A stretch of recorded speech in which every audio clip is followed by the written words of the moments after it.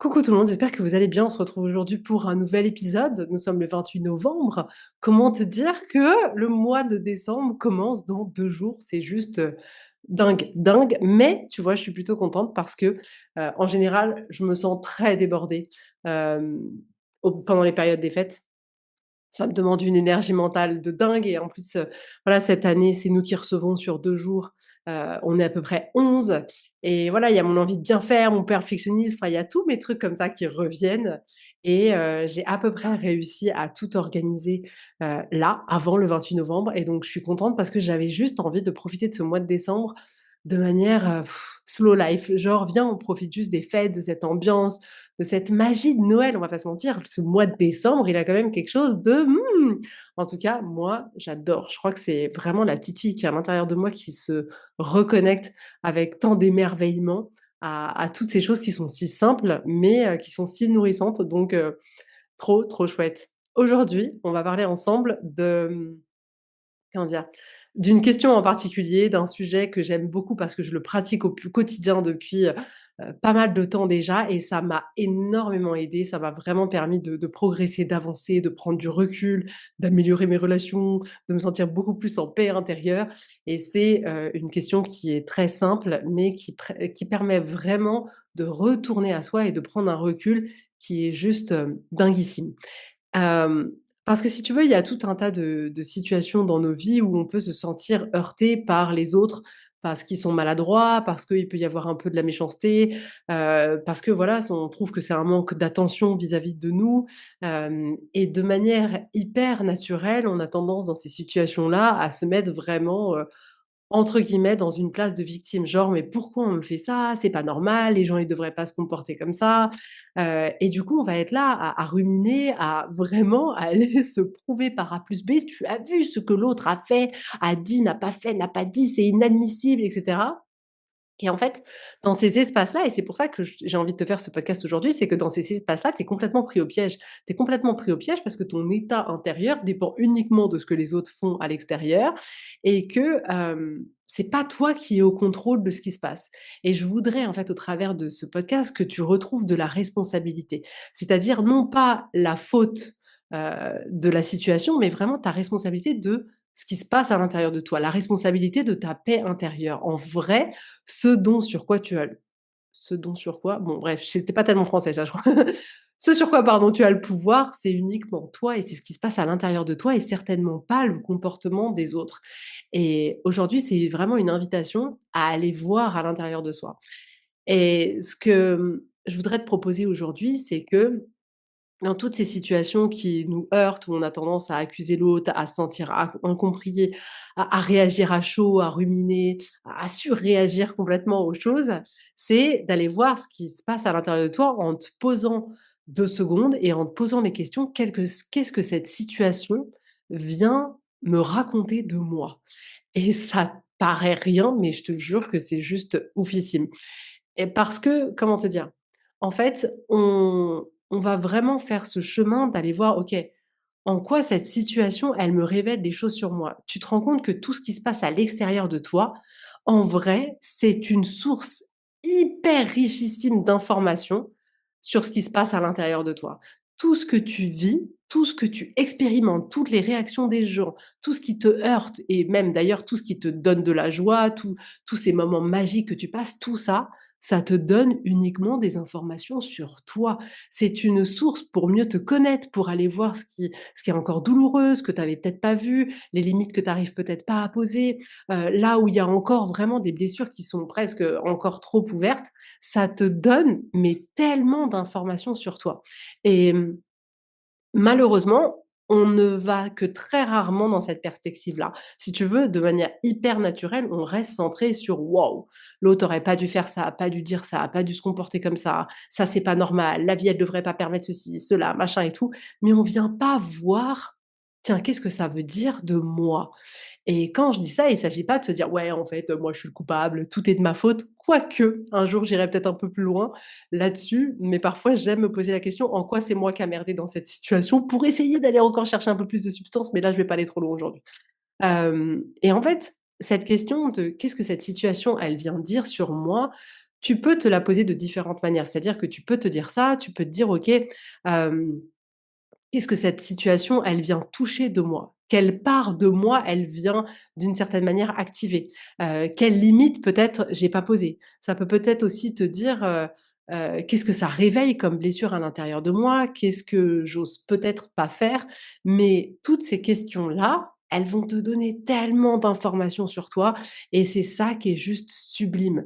Parce que, il y a tellement de situations comme ça qui créent beaucoup de souffrance à l'intérieur de nous, beaucoup de souffrance dans nos relations et je le vois parce que vraiment j'accompagne en grande majorité et je pense que c'est mon cœur de comment dire? Mon cœur à moi dans cette activité de coaching que je propose, c'est d'aller justement aider dans ces grandes transformations, dans ces grands moments de vie qui te bouleversent, qui te font du mal, que ce soit dans des séparations, que ce soit dans, un conflit avec un proche, que ce soit dans une rupture au travail, quand ce soit dans toutes ces situations-là et même dans ces situations-là qui paraissent extrêmement douloureuses, on peut aller faire ce travail-là et aller découvrir tellement, tellement sur soi et moi vraiment c'est quelque chose que j'expérimente énormément dans mon quotidien parce qu'en fait, j'ai déjà tellement expérimenté le fait de me dire: «Ouais, tout ça, c'est la faute de l'autre, c'est tellement pas normal et moi j'ai pas de bol et moi j'ai pas de chance et moi machin» et comment te dire que je me suis rendu compte que clairement ça m'a jamais fait avancer du tout dans ma vie, que ça m'a toujours mis le moral à zéro, que finalement ça m'a fait voir les autres en face d'une manière très noire qui était objectivement pas la réalité parce que ça me permettait juste de voir ce que les autres ne faisaient pas et pas tout ce que les autres faisaient. Et clairement, je n'y ai trouvé absolument aucun intérêt. Et par contre, aller regarder ce qui se passe en moi, ça a été mais riche, comment te dire? Tellement, tellement, tellement riche. Et je vais te donner des exemples, tu vois, pour que tu puisses essayer justement de voir exactement de quoi je suis en train de te parler aujourd'hui et que tu puisses aller du coup l'expérimenter dans ta vie. Mais par exemple, ça pourrait être, tu reviens par exemple de ton drive, tu as fait tes courses sur internet, tu es parti à ton drive chercher tes courses, tu rentres chez toi, tu commences à ouvrir la voiture et là tu vas à l'intérieur par exemple pour appeler ton mari. En fait, ton mari il est peut-être, occupé à jouer à la console avec des amis. Du coup, tu dis: «Non mais c'est pas possible». Du coup, tu prends tes courses, tu rentres dans ta cuisine, tu ranges tes courses et tu es là et tu as vraiment l'impression d'être une conne quoi. Tu excuse-moi le mot, mais bon. Tu te dis: «Mais putain, c'est pas possible en fait, je fais tout, j'ai passé 1 heure à faire la commande, je passe 1 heure à aller la chercher, là je suis en train de déballer les courses et de me péter les bras et maintenant je vais devoir ranger les courses pendant qu'il y en a qui s'amusent». Et en fait, dans cette situation, c'est tellement facile de se dire: «Mais putain, mais en fait, je suis pas soutenue, mais en fait, voilà, la personne qui partage ma vie, elle est même pas venue m'aider à décharger les courses. Moi, si ça avait été moi, dès que j'aurais entendu la voiture, je serais descendue et j'aurais été aidée» et cetera et cetera. Et ce que je te propose aujourd'hui, c'est d'aller voir ce que ça a activé en toi. Qu'est-ce que cette situation, elle veut dire de toi? Et en fait, on va se rendre compte que, par exemple, dans cette situation, ça veut dire que probablement, toi, déjà, tu as tendance à prendre beaucoup de choses à ta charge. C'est-à-dire que tu as pas tendance à déléguer, à bien répartir, à peut-être dire: «OK, moi, je m'occupe de faire la commande, toi, tu t'occupes d'aller chercher le drive, après ensemble». Ça montre peut-être que peut-être l'échange, n'est pas clair avec la personne qui partage ta vie. Ça va aussi pouvoir peut-être montrer que c'est difficile pour toi d'aller exprimer ton besoin, et par exemple de rentrer et de toquer à la porte et de dire: «Écoute, est-ce que tu peux arrêter 2 secondes et venir m'aider à décharger les courses de la voiture. Est-ce que tu peux le faire? Parce que tu as des bras plus musclés. Est-ce qu'après on peut les ranger ensemble?» Et que le fait d'avoir ce discours clair, c'est pas évident pour toi. Ça te donne tout ça comme information, à quel point ça peut être peut-être difficile parce que tu te dis que si tu vas dire ça à la personne qui partage ta vie, tu vas peut-être te sentir chiante ou peut-être tu vas avoir peur que la personne elle te rejette ou peut-être que tu vas avoir peur que la personne elle soit blessée. Mais ne serait-ce que cette situation, au-delà du comportement qu'a eu l'autre, te donne tellement d'informations. Et tu vois, je prends aussi ce cas-là parce que tu vois, dans des situations comme celle-là, c'est d'ailleurs très souvent le cas dans des relations de couple, c'est qu'à la base, la personne qui partage ta vie, elle était pas là à se dire: «Non, mais moi, je vais rien foutre, je vais laisser l'autre complètement faire et en fait, je la respecte pas du tout et en fait, je m'en fous». La majorité du temps, c'est pas du tout ça. La majorité du temps, la personne, elle va même pas y avoir pensé. Elle va se dire: «Bah, si elle a besoin, elle me demandera de l'aide», mais tout ça pour dire qu'il y avait pas de mauvaise intention derrière ça. Et quand on voit cette situation d'une place de victime, on va voir que ça, on va avoir l'impression de voir que, un manque de respect, que, comment dire? Hem, ouais, un manque de soutien mais on va pas voir à quel point nous, on est acteurs là-dedans. Qu'est-ce qu'on n'a pas fait? Qu'est-ce qu'on n'a pas dit? Qu'est-ce qu'on n'a pas osé faire? Pourquoi on n'a pas osé le faire? Et c'est là où ça devient hyper riche et du coup, si tu veux, j'espère que tu le je sais pas si tu le vois dans ne serait-ce que dans cet exemple-là, mais c'est que ce pas de recul-là, déjà là, il te permet de descendre ton niveau émotionnel par rapport à la personne qui partage ta vie où tu étais là à dire: «Mais c'est pas possible!»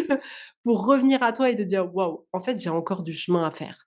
Parce que c'est tellement délicieux d'avoir ce courage d'aller voir la personne qui partage sa vie et de dire: «Écoute, je veux qu'on s'organise comme ça. Je veux que toi tu gères ça, que moi je gère ça. Est-ce que tu es d'accord avec ça?» Tu rentres et d'avoir le courage de dire: «Écoute, je sais que je suis en train de te déranger et que tu es peut-être en train de faire une partie, mais j'ai besoin de ton aide. Est-ce que tu peux descendre, venir m'aider?» C'est tellement, tellement, tellement puissant parce que c'est là qu'on récupère notre pouvoir et c'est là aussi que nos relations, elles s'assainissent, mais d'une manière hallucinante.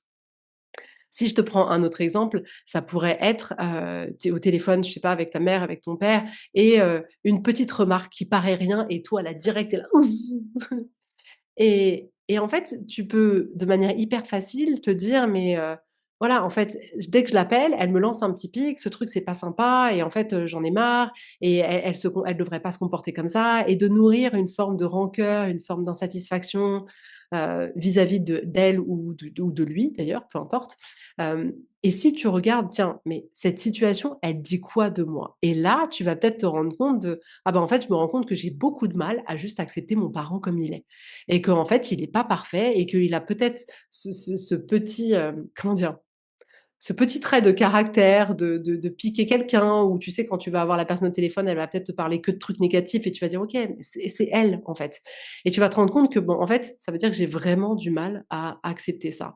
Ça va peut-être aussi te faire rendre compte de waouh, en fait, je me rends compte que peut-être je l'appelle trop souvent et que je respecte pas mon besoin qui finalement est beaucoup moins important et que je me force à l'appeler et peut-être je devrais pas.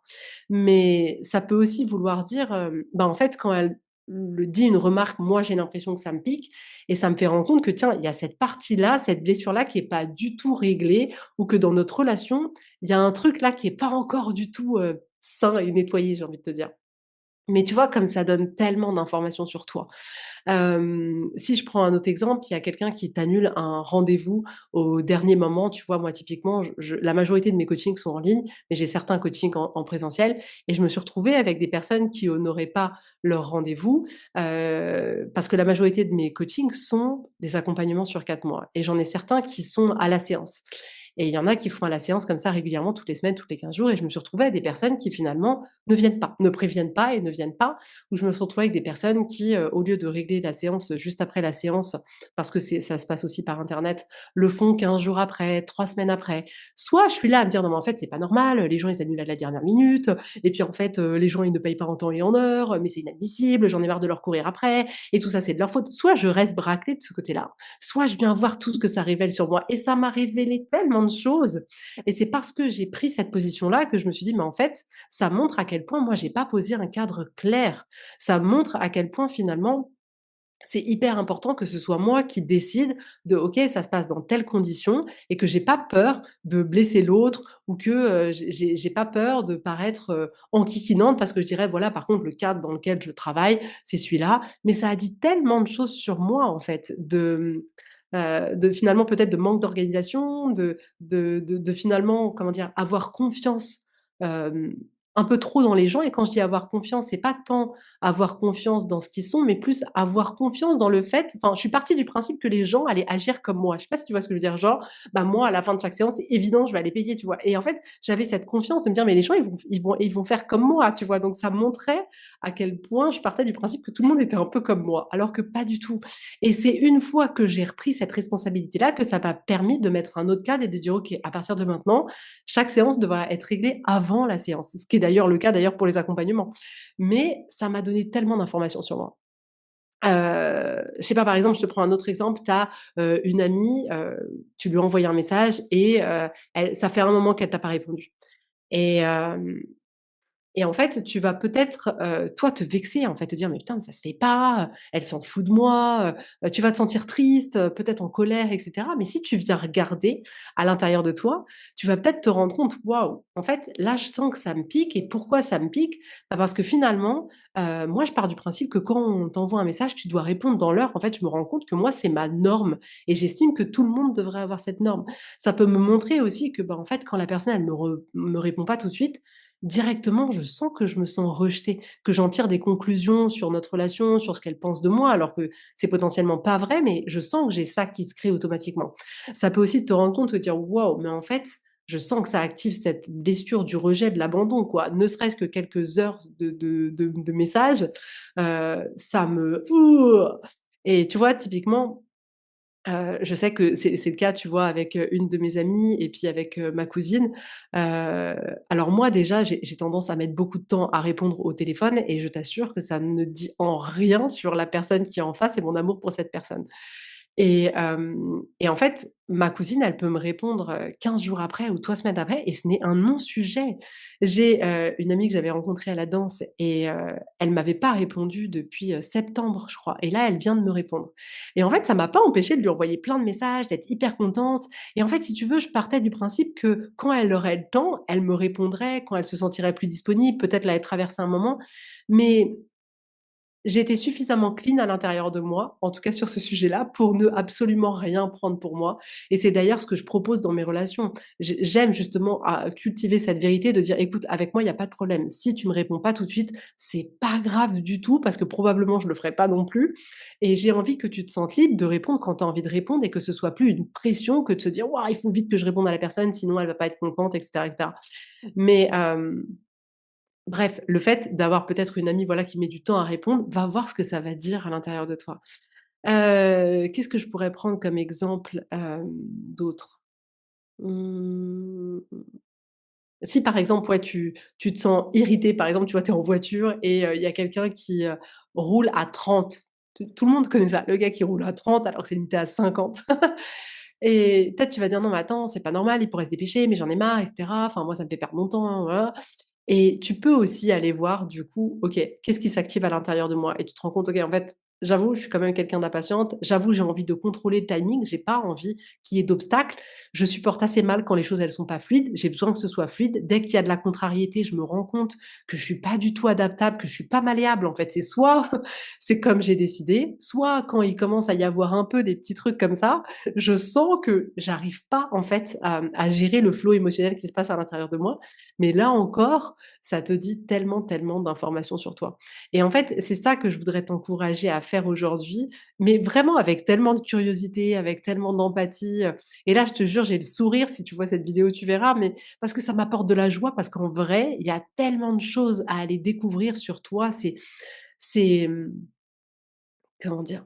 C'est presque une thérapie à elle toute seule, cette question d'aller voir, en fait, tout ce qui s'allume, tout ce qui est douloureux et en fait, les bienfaits que tu vas retirer d'aller te placer de ce point de vue-là, ils sont immenses. Parce qu'en réalité, ça va te permettre de mieux te comprendre. Ça va te permettre de sortir de cette intensité émotionnelle que tu peux ressentir dans une situation qui est pas très sympa, parce qu'en général, tu es tellement focalisé sur l'autre et sur toi, entre guillemets, ton rôle de victime, que Hem, tu restes dans un flot émotionnel qui est hyper complexe. Le fait de prendre ce pas de recul, c'est comme si, je te jure, tu diminuais de moitié l'inconfort émotionnel que tu ressens.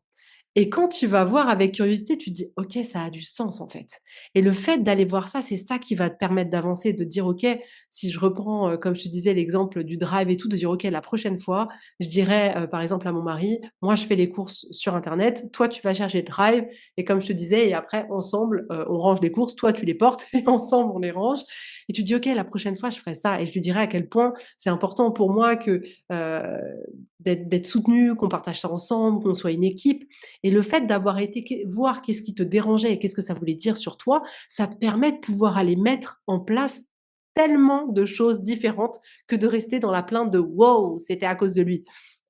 Donc c'est et ça fait grandir tout le monde, ça te fait grandir toi, ça fait grandir la personne qui partage ta vie, ça fait grandir votre couple.